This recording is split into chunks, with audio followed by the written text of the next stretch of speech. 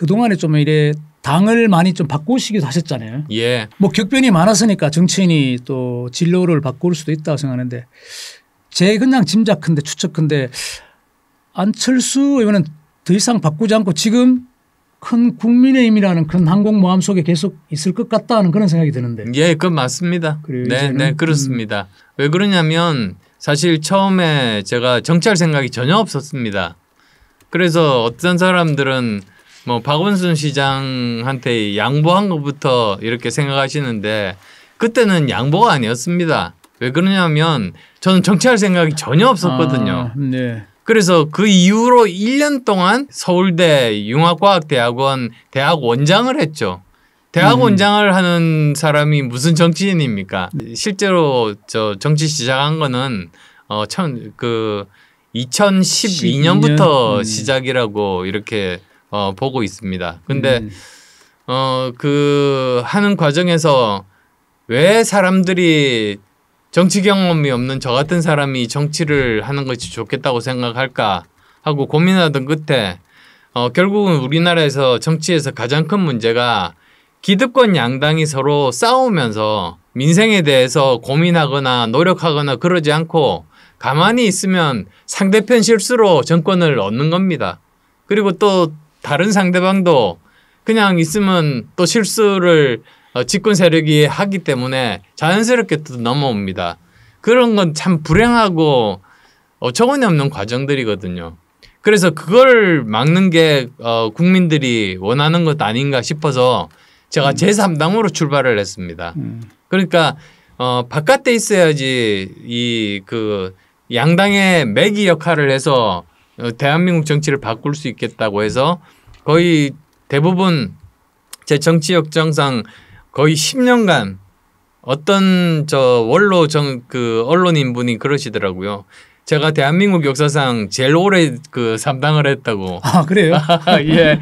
그렇게 말씀하시는 분도 있었습니다만 그렇게 열심히 했는데 결정적으로는 지난 2022년에 한쪽은 그 범죄 혐의자 이재명 현 대통령 그리고 또 한쪽은 정치 초보자 그러니까 윤석열 전 대통령 이렇게 있는 상황에서도 10년 이상 정치 경험을 쌓고 그리고 또 굉장히 다양한 분야에서 전문성을 쌓고 그다음에 또 정치적으로도 38석짜리 정당을 그 3기 이래 최초로 만들고 이런 정치적인 업적이 있음에도 불구하고 3당은 선택이 안 됐습니다. 그래서 결국은 내가 10년 고생은 했지만 결국 우리나라 선거제도가 바뀌지 않으면 3당은 자리 잡기 힘들다. 그 결론을 가지고 만약에 그렇다면 범죄자보다는 정치 초보자를 손을 들어주는 것이 맞는 방향이겠다 싶었는데 사실 그 3년 후에 비상계엄까지 할 줄은 그러면은 정말 몰랐죠. 이 단일화 박원순 아까 양보 이렇게 말씀하셨으니까 그 뒤로는 그러면 지금 방금 또 윤석열 전 대통령과 그 당시 좀 경쟁을 할 때 손을 들어주셨잖아요. 그 중간 지점에 2012년이면 그때 문재인 2012년은 문재인 전 대통령과 단일화 일종의 그때는 좀 무슨 심정이었죠? 어떤 한 분이 자살하셨어요. 네? 단일화가 돼야 된다고 부르짖으면서 자살하셨어요. 근데 사실 정치가 뭔데 저렇게 사람 목숨들이 그 뒤로도 또 막 자살할 분들이 생길 것 같아서 접었던 겁니다. 그 정도로 어떤 국민적인 좀 열망 내지는 그쪽 사이드에 문재인 후보를 좀 지지하시는 분들의 그런 것들 좀 감안했다는 거. 그 뒤로 또 단일화 윤석열 대통령은 뭐 범죄자보다는 정치 초보가 차라리 나을 수 있다 그런 생각을 하셨다는 거. 그러니까 이제 본인이 하셔야 된다 뭐 이런 앞으로 그런 좀 이렇게 결론도 나오는 것 같은데. 지금 전 세계적인 상황을 보면 정말 녹록지 않은 것 중에 하나가 미중 과학기술 패권 전쟁 시대입니다. 그래서 이럴 때 대한민국이 어떻게 생존할 수 있을까? 그건 결국은 제2의 과학기술 입국을 통해 가지고 첨단 기술들을 많이 확보하는 게 우리나라가 살 수 있는 길입니다. 예를 들어서 대만의 TSMC 때문에 대만은 그 기술뿐만 아니라 경제뿐만 아니라 안보까지 보장을 받습니다. 만약에 중국이 대만을 침공한다면 얼마 전에 기사도 났습니다만 미국이 모든 수단을 다 동원해서 그걸 막을 겁니다. 그러니까 뭐 별로 방위산업 방위에 그렇게 투자를 하지 않더라도 오히려 안보가 확보되는 거죠. 마찬가지로 우리나라도 정말 미국과 뭐 중국에서 필요한 그런 첨단 기술들을 확보해 놓으면 그게 우리나라 안보를 보장하는 길이다. 이렇게 말씀드리고 싶습니다. 대선 과정에 이준석 개혁신당 그 후보와 네. AI 그리고 반도체 관련 그 토론을 했잖아요. 예. 제가 그 사실 다 보지는 못했습니다. 유튜브에. 근데 어떤 분들은 야, 그거 참 우리도 대통령 후보가 저 정도 좀 물론 그 일반인들은 좀 다 알아듣긴 힘들겠지만 예. 그런 토론을 한다는 게 좀 수준 높다 이런 평가도 나왔던데 그날 뭐 어떤 그러니까 주장 지금 뭐 AI든 반도체든 우리 안철수 의원이 주장하시는 바 어떤 게 좀 있을까요? 그러니까 뭐 제일 중요한 게 이게 우리나라의 생존 전략이고 네. 근데 그때는 이제 더 구체적으로 이제 여러 가지 분야가 있지 않습니까? 그러니까 인공지능만 있는 게 아닙니다. 인공지능도 있고 퀀텀 컴퓨터도 있고 네. 그다음에 또 다른 분야긴 하지만 SMR이라고 소형 원전 같은 것들도 네. 있습니다. 우리 대구 군위에 살라 그럽니다. 네. 예. 그게 또 인공지능을 먹여 살리거든요. 거기에서 전기를 생산을 해야지 AI 데이터 센터에다가 이렇게 전기를 공급할 수 있으니까요. 그리고 바로 옆에다가 두면 송전선도 필요 없습니다. 그러니까 굉장히 효율적으로 할 수 있는 그런 부분들이거든요. 그래서 그런 부분들에 대해서 서로 토론회는 아니고 서로 일반에게 좀 쉽게 알려드리려고 그런 걸 기획을 했었죠. 저 이준석 후보 그리고 이준석 의원 이제신데 예. 좀 화해했습니까? 두 분이 별로 사이 안 좋으셨잖아요. 사람들이 잘못 알고 있는 게 서로 앙숙이라고 그렇게 표현을 하시던데요. 앙숙이 아니었습니다. 무슨 뜻이면 그 이준석 후보가 일방적으로 저에 대해서 여러 가지 뭐 별로 그렇게 좋지 않은 소리를 하고 저는 그냥 무시하고 그래요? 이건 좀 확인해 봐야 되겠어요. 서로 예. 기억이 달라서 그렇겠죠. 어떤 장면에. 꼭 그런 건 아닙니다. 그래요? 저는 대부분 무시했습니다.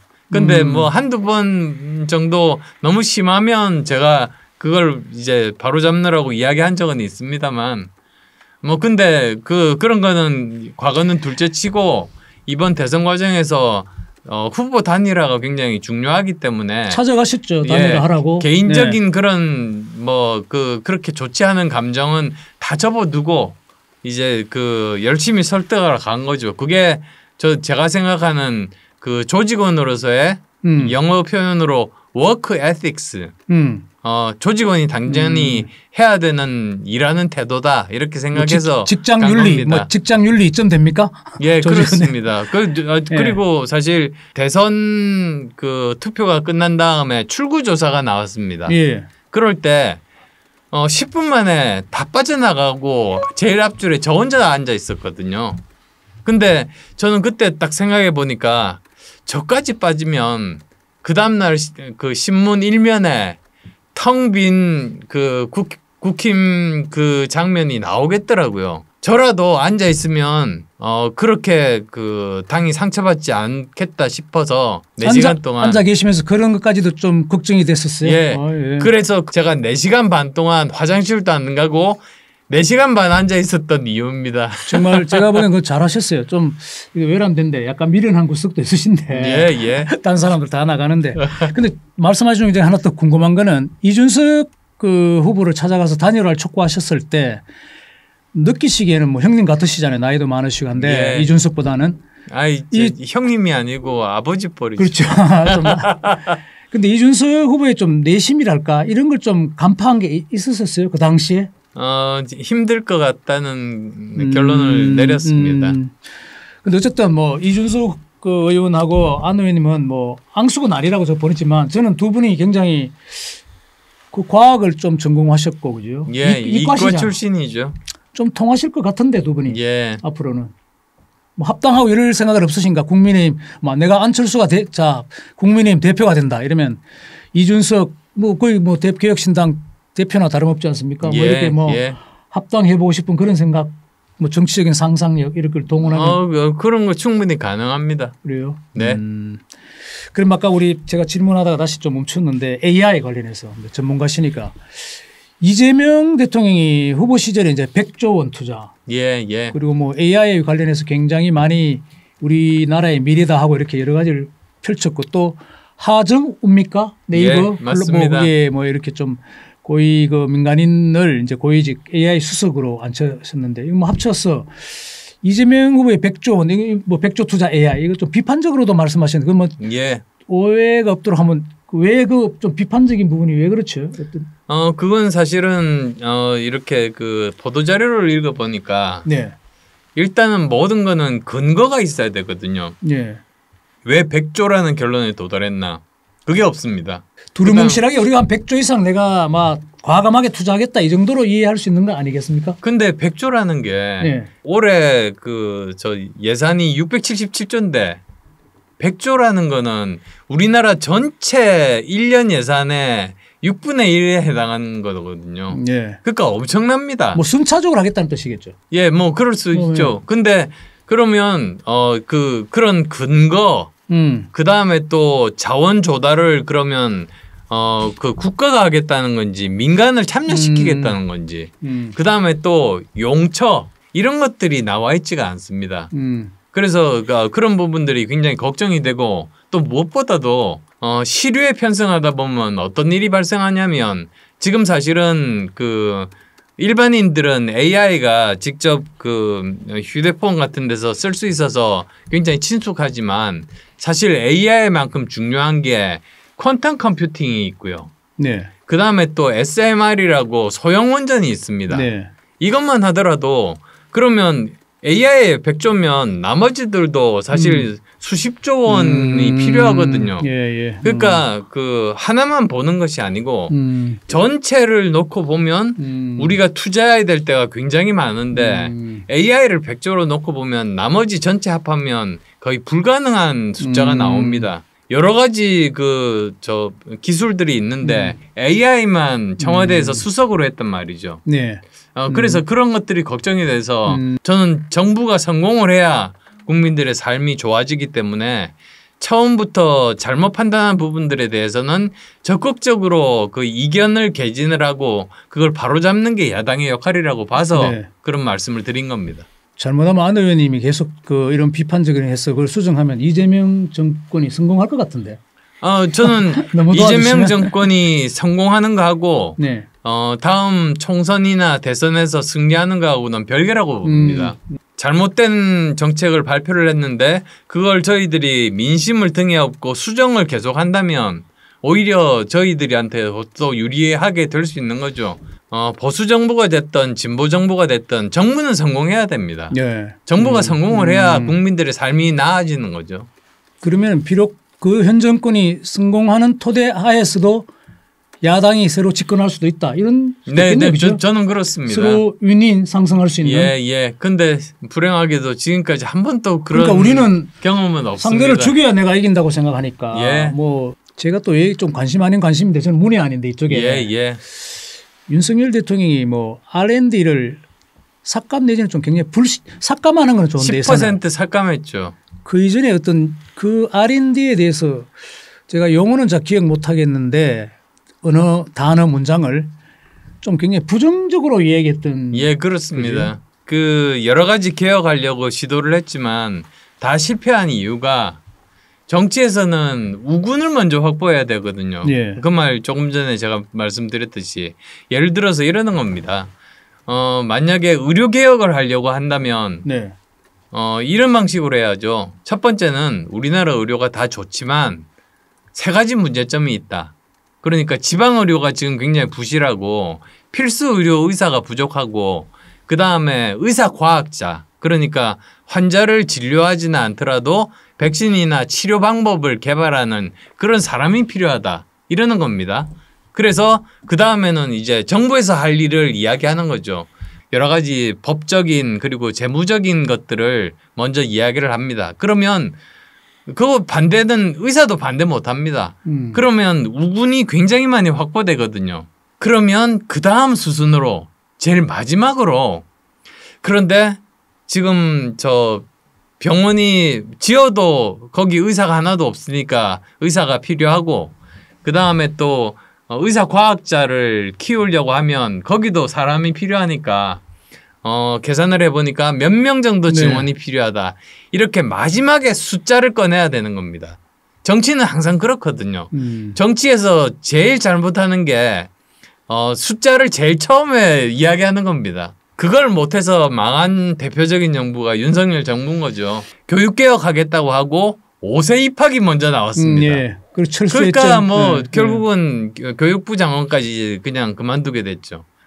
그 과학기술에서의 연구개발비를 10% 삭감하겠다. R&D 다른 거 없이 그거부터 나오니까 완전히 난리 났죠. 그래서 복구를 했지만 결국은 데미지가 너무나 컸습니다. 거꾸로 된 것 같아요. 원래 희망찬 미래를 얘기할 때는 수치를 부풀려서 얘기해도 되는데 예. 뭔가 가혹한 구조조정이 있을 때는 그 수치를 함부로 얘기하면 안 되는데 맞습니다. 그런 미스테이크를 좀 한 것 같기도 하고. 개혁은 항상 그렇지 않습니까? 그런데 예를 들면요. 의사시잖아요. 예. 특히 또 뭐 그걸 떠나서 안 의원님 굉장히 그쪽에 밝으신데 윤석열 대통령이 이 문제에 대해서 전화했습니까 혹시? 2월 4일 정도로 그러니까, 기억이 되는데요. 네. 작년. 네. 그때 2,000명 증원하겠다고 한 바로 그 다음 날 네.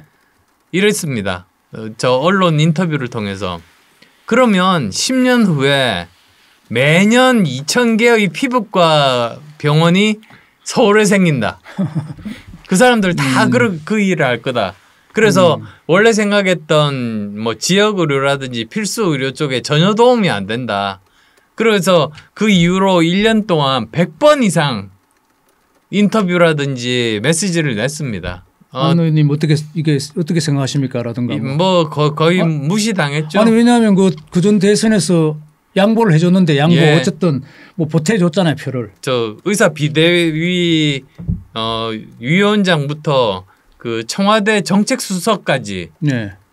다 이렇게 만나게 해서 이 문제를 해결하려고 뒤에서 열심히 했습니다만 결국은 2,000이라는 숫자 자체가 네. 대통령이 지시한 거기 때문에 그거는 못 바꾼다고 해서 번번이 다 날아갔습니다.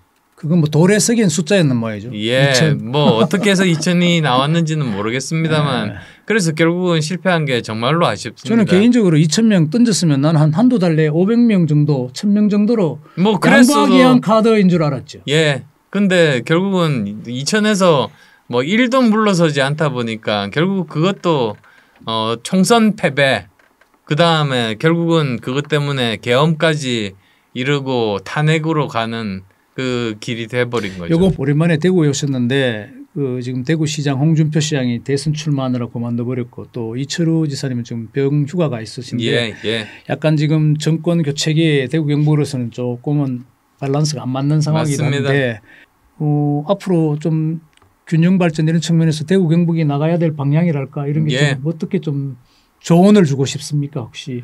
대통령직 인수위원장을 할 때 저 나름대로 느낀 것이 정말 그 균형 발전, 지역 균형 발전이 중요하고 지역 균형 발전을 이루기 위해서는 지금 현재 1급 체제인 그런 수도권 중심의 그런 경제 체제에서 탈피를 해야만이 우리나라가 발전할 수 있지 다른 방법은 없다. 그게 결론이었었고요. 대구와 경북이 행정적으로 통합이 되면 500만 정도가 될 겁니다. 그렇게 되면 사회학자들이 그러는데 500만 정도가 이렇게 모여 있고 물류망이 제대로 갖춰져 있다면 자체적으로 발전하고 경제 활동을 제대로 잘할 수 있고 결국은 제2의 그 경제 부흥할 수 있는 영역을 만들 수 있다고 합니다. 근데 그런 것들이 여러 개가 만들어져야지만 그 나라가 발전할 수 있거든요. 그래서 제일 먼저 해야 될 일이 행정 통합. 그러면 이제 또 그 전까지는 없었지만 제대로 된 물류망, 교통망 이런 것들을 갖추어야 되고요. 중앙정부가 가지고 있는 재정적인 권한 그리고 또 이 법률적인 권한을 대폭 지방정부에 이양을 해야 됩니다. 대기업 내지는 외국의 대기업들을 유치하려고 노력을 하는 거죠. 그렇게 되면 서로 지자체끼리 기업 유치를 위해서 전쟁을 하게 되고 저는 훨씬 더 발전할 수 있다 이렇게 생각하고 있습니다. 지방 간의 경쟁을 좀 유도하면서 그것도 권한을 많이 이양받아야 되고 예. 좋습니다. 우리 지역이 좀 수도권 좀 초집중 이런 것을 좀 벗어나야 좋을 것 같은데. 그게 유일한 대안입니다. 이대로 그냥 수도권 일극 체제로 간다면 우리나라는 앞으로 추락할 길밖에 남지 않을 겁니다. 그래서 제대로 발전하려면 여러 곳에서 그러니까 부울경도 좀 합해가지고 행정 통합을 해서 하나의 경제 단위가 만들어지고 대구 경북도 통합을 해서 만들어지고 그거는 뭐 호남도 마찬가지고 충청 지역도 마찬가지입니다. 그런 식으로 만들어져야지 우리나라 미래가 있다. 저는 그런 생각을 가지고 있습니다. 오늘 뭐 시간이 다 된 것 같은데 우리 영남일보 TV 직설사설 뭐 좀 이렇게 들어보시는 분들 꼭 하시고 싶은 말씀 있으십니까? 예, 저 사실 오늘 대구에 온 목적이 지난 2주밖에 안 됐습니다만 그때 열심히 표를 달라고 부탁드렸지 않습니까? 네. 그런데 졌습니다. 그런데 2주가 지난 지금도 우리 당은 여의도 내에서 이런 권력의 역학관계만 지금 신경 쓰고 있고 아무도 정말 감사하다. 그리고 또 정말 실망을 드려서 죄송하다. 이렇게 말하는 사람이 없었습니다. 그때 선대위원장을 맡았던 한 사람으로서 그러면 저라도 가서 감사하다고 말씀드리고 위로도 해드리고 그다음에 각자가 생각하시는 우리 당이 앞으로 어떻게 변했으면 좋겠는지 그 말씀들을 들으러 우선 대구에 왔습니다. 이런 일들을 이제 다음 주가 되면 다음 주 초는 부산 그리고 말에는 대전을 포함해서 여러 곳을 다니면서 말씀들을 경청하겠습니다.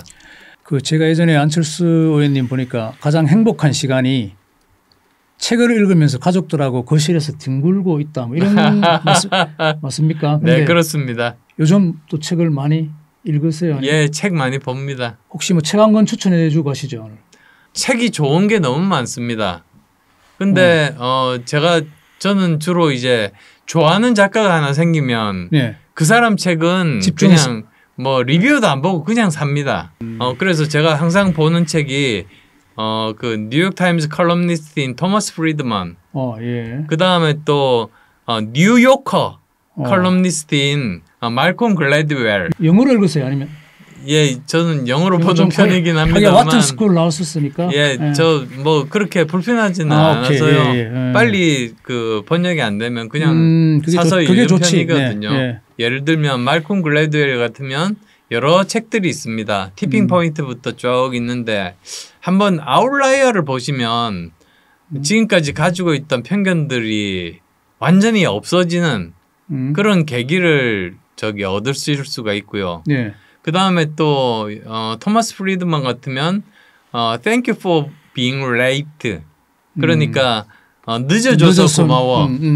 이렇게 복잡하고 빨리 변하는 세상에서 슬로우 라이프 뭐 이런 겁니까? 예, 친구가 늦게 왔어요. 예. 그러니까 정말 고맙다. 내가 좀 숨을 고르고 다시 생각할 수 있는 저도 여유를 줬어요. 상대가 늦게 올 때가 좋던데 저는. 예. 예. 그래서 전혀 미안해하지 말고 오히려 나는 당신에게 감사하다. 그런 것들. 더 이야기하면 제가 무식할 것 같아서. 아유. 근데 아주 이건 진짜 편집을 하지 말고 꼭 넣어놔야 되겠습니다. 예. 책 얘기를 많이 하신 것 같은데. 전 왜 이게 한번 여쭤본가 하면 우리나라 정치인들도 좀 이제 목소리 높이기 전에 좀 책 좀 많이 읽고 나왔어 했으면 좋겠다. 그런 뭐 좀 약간의 제 건방진 얘기인지 모르지만 그런 생각도 들었습니다. 네, 네. 오늘 나와주셔서 너무 감사합니다. 불러주셔서 감사합니다. 예, 직설사설 마치겠습니다. 고맙습니다. 네, 감사합니다.